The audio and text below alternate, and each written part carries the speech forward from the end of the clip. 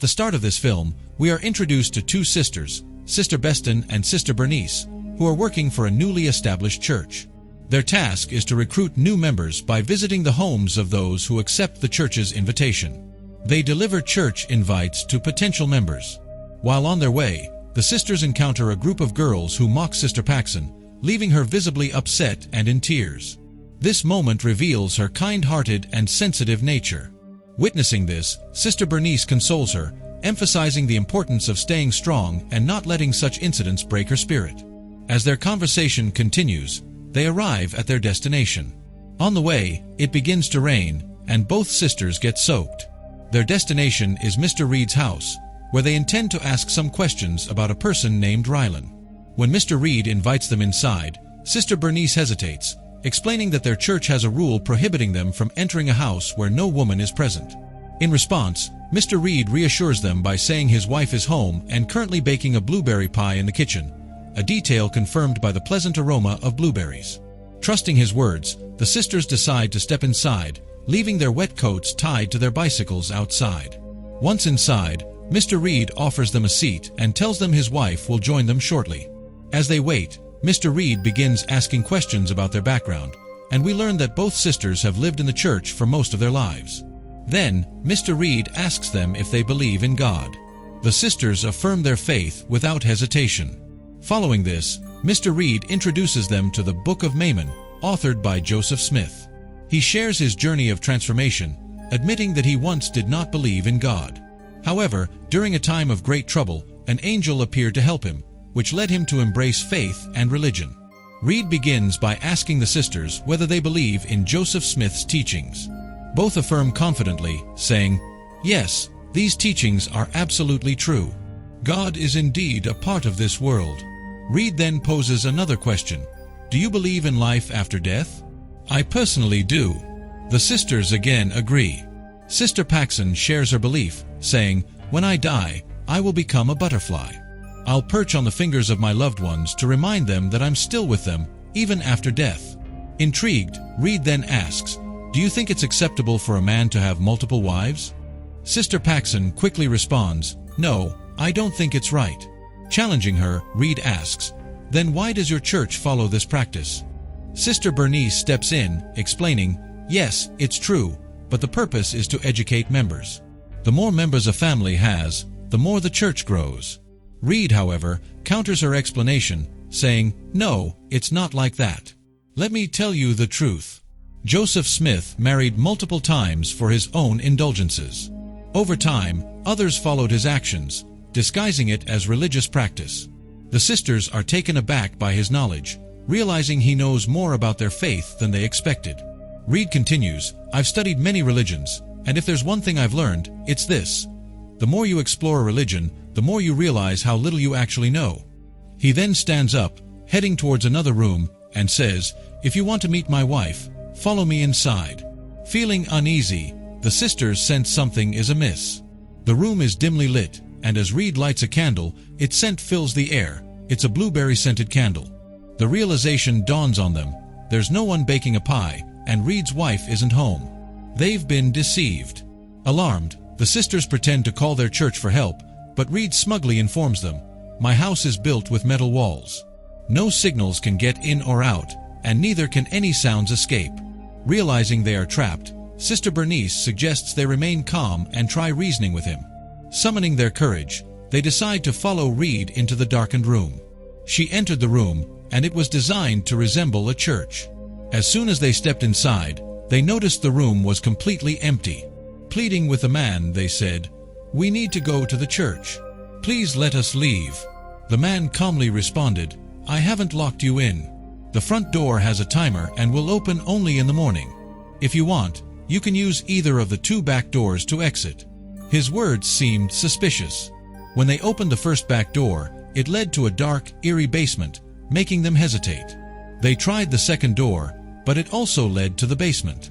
Now they were certain this man had intentionally trapped them. Meanwhile, back at the church, the priest became anxious as the sisters hadn't returned, so he decided to search for them.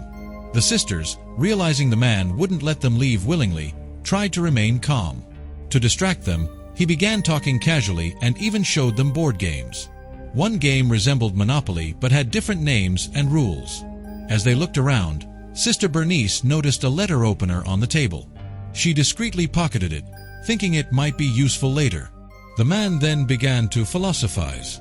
Pointing at the board games, he said, "Look at these games. They're all essentially the same, yet people buy them enthusiastically, unaware they're just variations of the original."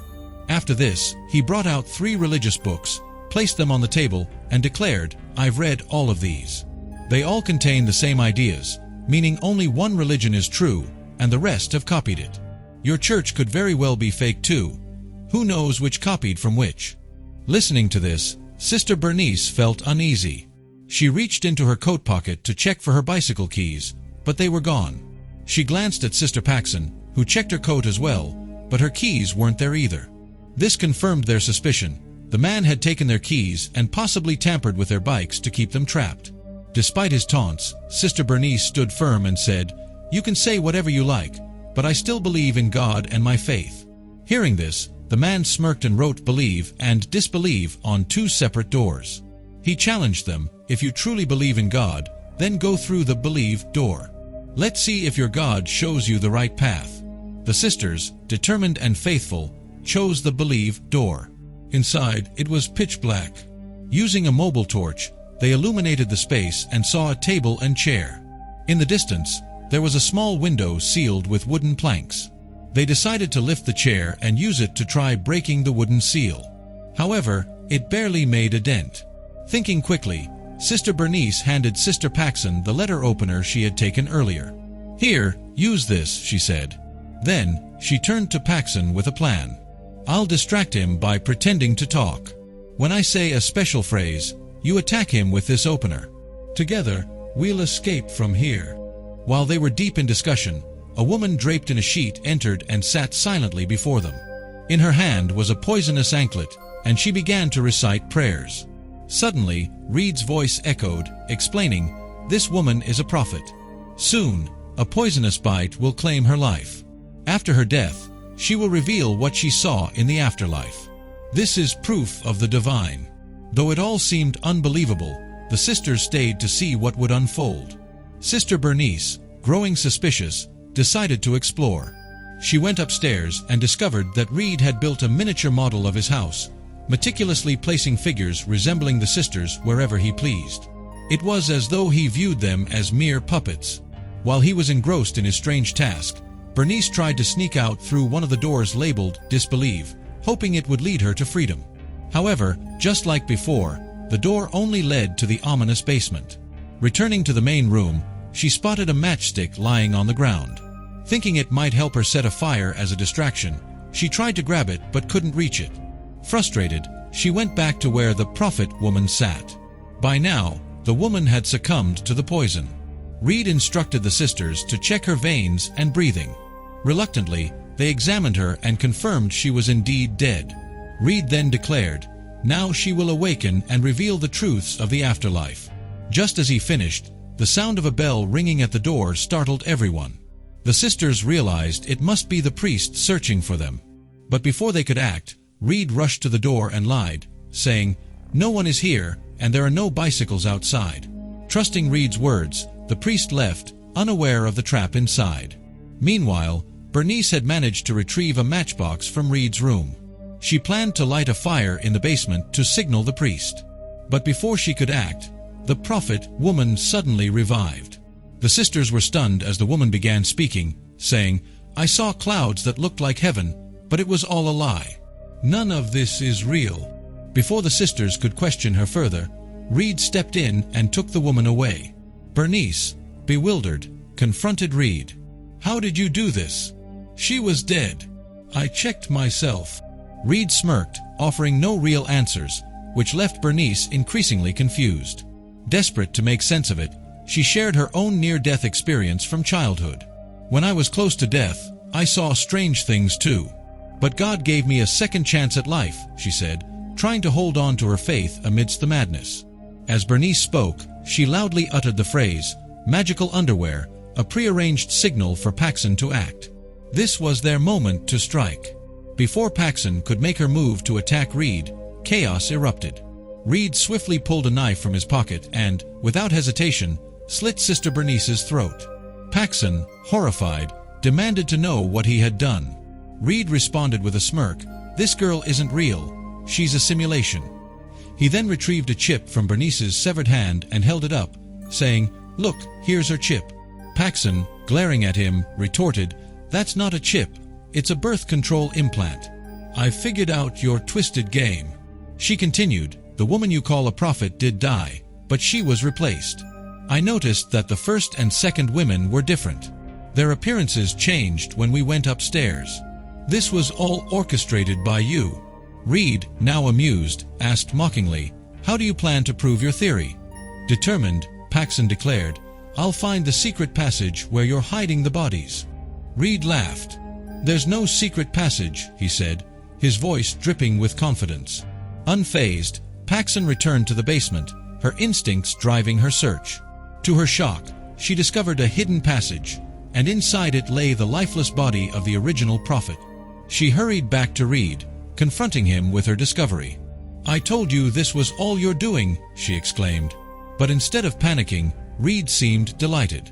"You're finally starting to understand," he said smugly. Paxson began exploring the house, searching for more clues.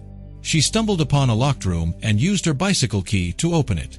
Inside, she found several women imprisoned, their faces etched with despair. Horrified, Paxson turned to Reed, who appeared behind her. "Now do you see who the real ruler is?" he asked, his tone menacing. Paxson's voice trembled as she replied, "You've been controlling everything from the start. You planned this the moment we arrived. You took our coats, stole our keys, and manipulated every move we made. You're trying to prove that this Reelin, this force, is controlling us." Reed grinned. "Exactly. The illusion of free will is just that, an illusion. Reelin controls everything, just as I control you." Overwhelmed, Paxson reached for the letter opener she had hidden earlier, a gift from Sister Bernice. In a sudden burst of fury, she turned and plunged it into Reed's neck. He stumbled back, bleeding profusely. Paxson rushed upstairs to the room with the model of the house, desperately seeking an escape. But the house was a labyrinth. Every door seemed to lead back to the same spot. It dawned on her that this house was a trap, a maze with no exit. As she wrestled with despair, Reed, still alive and gravely injured, appeared behind her. He staggered closer, whispering, "You believe in God, don't you? Pray for us. Pray for salvation." Even in his final moments, his words dripped with irony. Before Reed could act further, Sister Bernice, bloodied but alive, appeared, wielding a piece of wood. She struck Reed in the neck with all her might, killing him instantly. Paxson, relieved to see Bernice, felt a glimmer of hope until Bernice collapsed, succumbing to her wounds. Devastated, Paxson wandered back upstairs and examined the house model one last time. Her eyes fell on a tiny window, barely noticeable. She rushed to it, pried it open, and climbed through. As she stepped outside, a butterfly landed gently on her hand. Tears welled in her eyes as she realized it was the spirit of Sister Bernice, silently assuring her that she wasn't alone. Paxson smiled, feeling a deep sense of connection to the afterlife. Moments later, the butterfly disappeared, leaving Paxson with a renewed belief in life beyond death. With this, her ordeal ended, and she walked away, finally free. With this, the movie ends. If you liked this video, then do not forget to subscribe to the channel after liking the video.